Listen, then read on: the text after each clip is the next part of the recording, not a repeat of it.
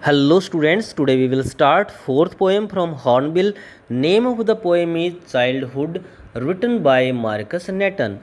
So students, Marcus Nathan is the poet of this poem, and in this poem the poet Marcus Nathan seems puzzled about the loss of his childhood, and he is trying to find an answer of his question. So students, you might be thinking, what is his question? So let me tell you. The poet wants to know in this poem, when did his childhood go away, or when he lost his childhood. Childhood. Students, what is the meaning of childhood? What is childhood? Childhood is a young stage of an individual up to 11 or 12 years something. So this is the picture of a child. At this stage, a child is very innocent. He is miles away from the voices of the world. Voices means evils, buraiyan. So students, in this poem you will find a very funny thing, and the funny thing is that the poet is questioning himself and also giving an answer of the same. So let's begin the poem. When did my childhood go? So the very first line begins with a question. The poet asks a question, when he lost his childhood. Was it the day I seized underline करें, write down the meaning, stopped, STOPPED, stopped, or you can say crossed. Was it the day I ceased to be 11? Here the poet wants to say that did he lose his childhood when he crossed the age of 11? Or was it the time I realized means became aware, BECAME, became aware, AWARE, became aware. Was it the time? It means was it the time I realized that hell and heavens could not be found in geography?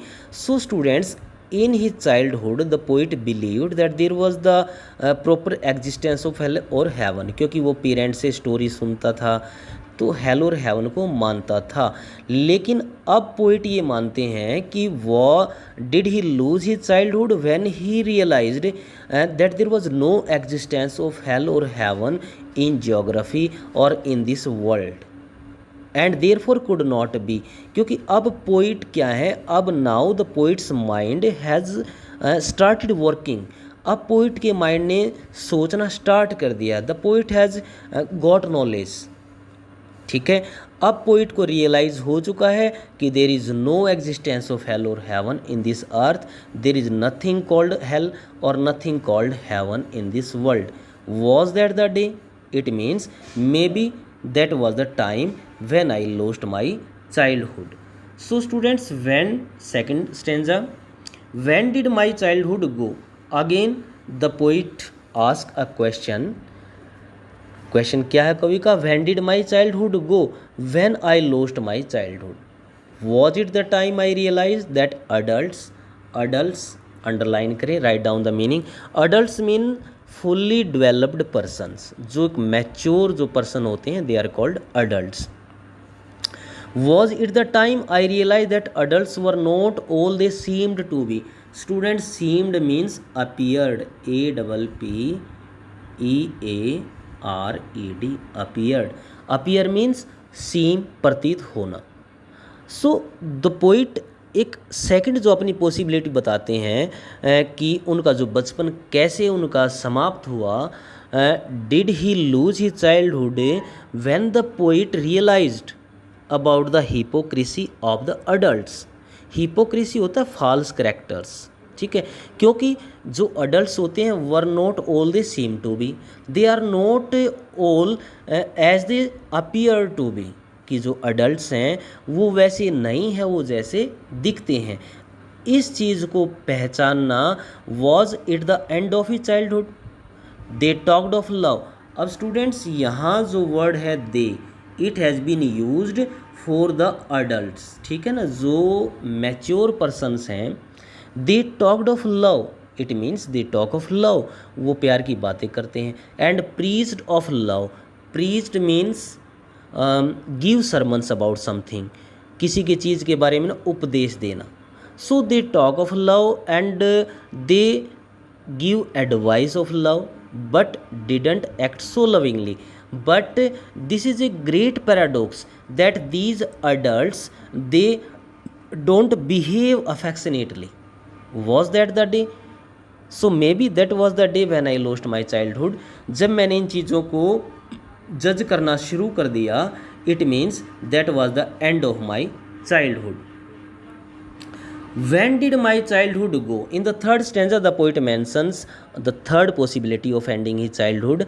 और वो क्या है? When did my childhood go? Again the poet asked the question, when he lost his childhood, was it when I found my mind was really mine? The poet says, did he lose his childhood when the poet found that he was the master of his mind, to use whichever way I chose? It means he could use his mind according to his will. वो कवि ये मानते हैं कि क्या उनका बचपन तब भी था जब उनको ये रियलाइज़ हो गया कि भाई ये जो उसका माइंड है ना, दैट इज़ हिज, वो उसका है माइंड, और वो अपने माइंड का यूज़ किसी वे में भी कर सकता है. Producing thoughts that were not those of other people. तो पोइट्स, जो पोइट हैं यहाँ पर मार्कस नेटस, वो बताते हैं कि now he is able to produce his own thoughts, now he is not dependent on the thoughts of the others, he means to say, but my own and mine alone. Poet बताते हैं कि जो वो अपने thoughts produce करते हैं ना, these are his only and only his own, वो उसके विचार हैं, ठीक है, वो किसी और के कलर में कलर्ड नहीं है. Was that the day? Poet कहते हैं कि अगर मैंने इस चीज़ को जज कर लिया है तो may be that was the time when I lost my childhood, कि तब जब मैंने इस बात को समझ लिया कि अब मैं अपने माइंड से अपने आइडियाज़ खुद के प्रोड्यूस कर सकता हूँ. So that was the end of my childhood. In the last stanza, where did my childhood go?